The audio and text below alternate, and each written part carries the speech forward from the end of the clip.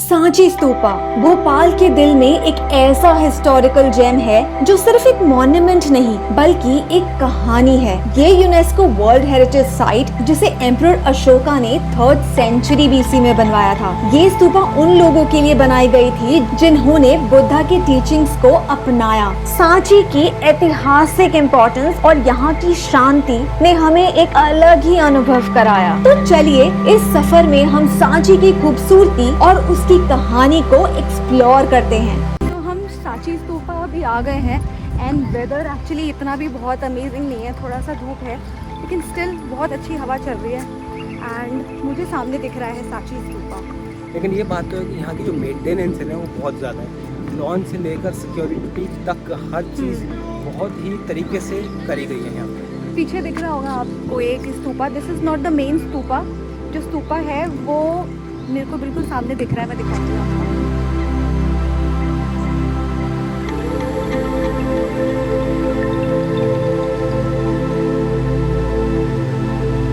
और ये है हमारे गाइड जिन्होंने सांची स्तूपा के बारे में सब कुछ इतने अच्छे से बताया जिससे हमें लॉर्ड बुद्धा और उनकी टीचिंग्स के बारे में काफी कुछ पता चला।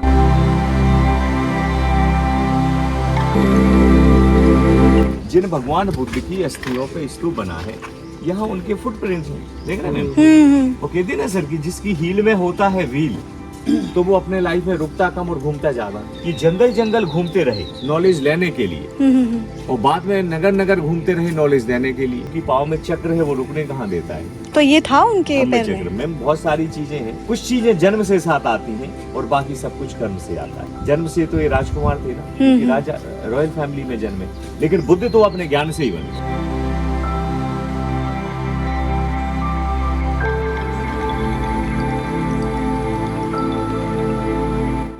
शादी किससे किया इन्होंने? देवी से, विदिशा। इनके बच्चे भी हुए महेंद्र संघमित्रा। मतलब सम्राट अपनी फैमिली को भी समय दिए और अपने प्रोफेशन को भी समय दिए। देखो महल से निकल के जा रहे हैं। जब सम्राट अपनी फैमिली के साथ होगा तो इतने सोल्जर्स साथ में लेके नहीं जाते। तो जब वो सोल्जर्स के साथ जाते हैं तो फैमिली लेके नहीं जाते। चित्र एक ऐसी भाषा है सबको समझ में आती है, विजुअल ज्यादा अच्छा समझ आता है ना। बिल्कुल मैम। पाली में क्या लिखा है? वाह, इस पे मात्रा विदिशा।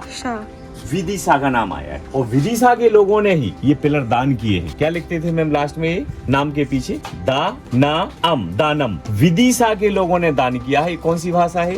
पाली भाषा है और ये ब्राह्मी लिपि है। ये सब 2nd सेंचुरी बीसी में दान किए गए। तो ये दान कैसे किया था? मतलब क्या कि उस जमाने में वस्तुओं का भी और मुद्रा का दोनों, तो ये दान करते थे कि भाई मेरे नाम से ये स्टोन्स जो है ना हम दे रहे हैं लगाने बनाने के लिए। तो ऐसे लोगों के जन सहयोग से धर्म चलते थे।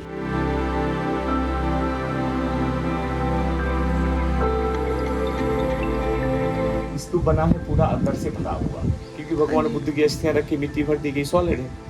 तो स्तूप को ही हम भगवान बुद्ध को प्रतीक के रूप में फॉलो करते थे और यहाँ पे मेडिटेशन और परिक्रमा करते थे। अच्छा। बाद में जब महायान आ गया तो हम मूर्ति पूजा शुरू कर दी। तो बुद्ध की मूर्ति बनी 2 कला स्कूल, गंधार कला और मथुरा कला। मथुरा कला होती है भारतीय कला और गंधार कला में यूनानी झलक दिखाई देती है।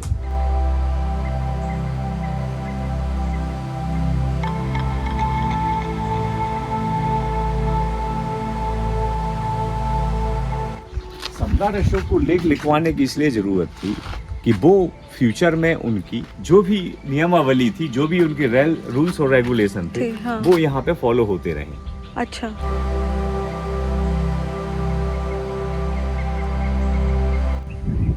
ये जो सांची स्तूपा है ये बनाया था किंग अशोका ने एंड इसके अंदर लॉर्ड बुद्धा के रिमेन्स है एंड एक्चुअली ये जो पाथ दिख रहा है यहाँ पे लोग परिक्रमा करते थे एंड प्रे करते थे। ये थी वो मोनेस्ट्री जो सम्राट अशोक ने बनाई। अच्छा, ये मोनेस्ट्री थी वो। ये छोटे छोटे 22 कमरों का विहार था, बीच में एक हॉल था और लकड़ी की छत थी।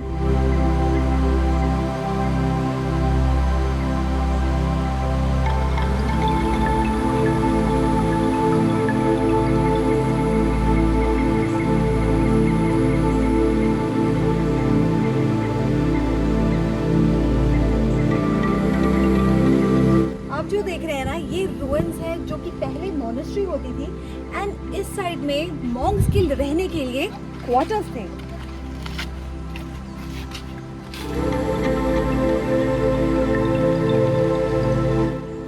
मेरे पीछे ये स्टोन दिख रहा है, ये अंदर से हॉलो है एंड इसमें ना मॉन्क्स अपने भिक्षा लेके यहाँ पे कलेक्ट करते थे। तो अगर आपको ये वीडियो अच्छा लगा तो please like and subscribe to our channel और मिलते हैं अगले वीडियो में।